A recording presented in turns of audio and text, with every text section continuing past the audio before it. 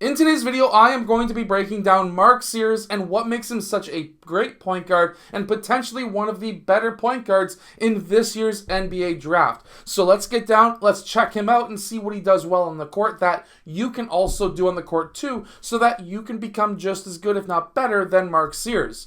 Really quickly, if you want to become a great point guard, make sure to go check out the point guard workout that is down in the description below so that you can work on the skills needed and the strength training needed to become an elite point guard. That is down in the description. Now let's get down and let's check out Mark Sears. Okay, so right now his big man has the ball at the point and he's getting a pin down screen along the corner.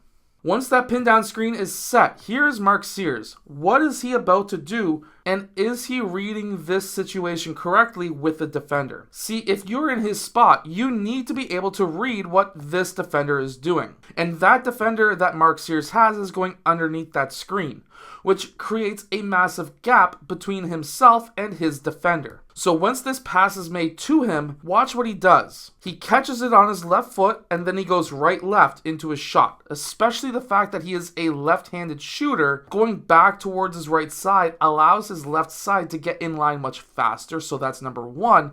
But number two, if we go back really quickly, we'll watch it in slow motion. Watch what happens. His defender's momentum is taking him in that direction. By cutting back and pushing back the opposite direction creates an extra couple of feet that's needed to be able to get this shot off. He's got a nice high straight release and he's able to make it. So by reading your defenders, you can become a much better shooter because you'll be open much more. A lot of players, when they get into the fast break, like what we're seeing right here, he has a lot of different options and opportunities. So right now he is going one-on-one. He's got a secondary defender here, and he's got a teammate over here. He has a trailing defender here, and technically these could be classified as trailing defenders, but in reality, they are guarding these guys, so they're not really a worry of his. He cuts back down the middle of the court, hoping that he can draw this defender so it can be a quick bounce pass to his teammate. That's not there, and the lob pass is potentially there as well, and I would have probably done that read instead myself. However, one thing that he might have seen on a scouting report is the fact that they tend to back up on defense. They don't tend to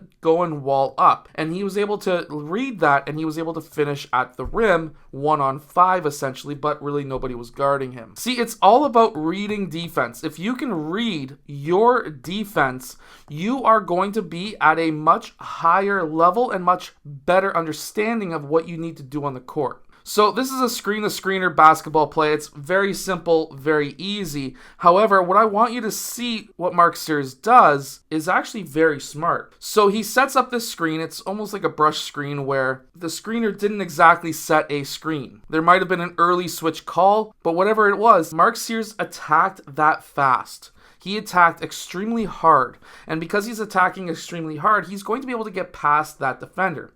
He now has his body back in front. You always want to try and cut back in front of defenders after you beat them. But now he's faced with a secondary line, a help defender. Drop defender even got there. This is fantastic. This guy's a bit high, but whatever. But what does Mark Sears do? Look at how high that ball hit the glass. You need to be able to use the entire backboard when you're playing basketball. The reason why hitting the ball up high on that glass is this. Do you think that's going to be able to get blocked? If that ball is going straight up, I'm not even sure if there's even those Team Flight Brother guys who can jump that high. So, by getting it high off glass, nice and soft, you're going to be able to score at a much better rate. Almost like a Kyrie Irving where he can use the entire board. It doesn't matter where he hits that ball off of.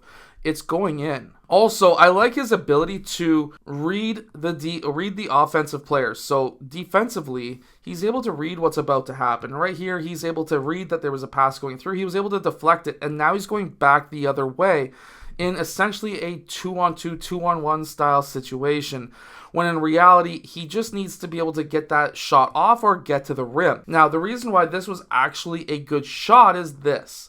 So when he's coming down, do you have numbers? That's what you have to think to yourself. Do you need points? Do you need numbers? Well, there's only 2 minutes left in this game. Remember, they only play with halves in the NCAA. They have a little bit of a lead going right here, 9 points, 2 minutes left. Depending on your coach, you may or may not want to take that shot. Well, his coach is right here. His coach might be saying, shoot it, shoot it, shoot it, pull, pull, pull, whatever that wording is for his coach. For me, I say pull it, which means pull the darn three. And when I say that, I would be saying it probably here too, because this guy is giving you massive space. Depending on who this player is, I may say also take it to the rim, right to the rim. For example, if this was David and he was having a heck of a day, I would probably say pull the three. If he has an advantage where I know he's going to dunk on this guy, I would say get to the rim. However, the reason why he may have said to pull it is there are two rebounders who may be present to get the rebound in transition. You have another guy on this side who would be going to that corner, which means that if you miss, you have a rebounder kick three again, you can get a little bit of a lead. Now, other reasons why you may not want to take this three, he did make it.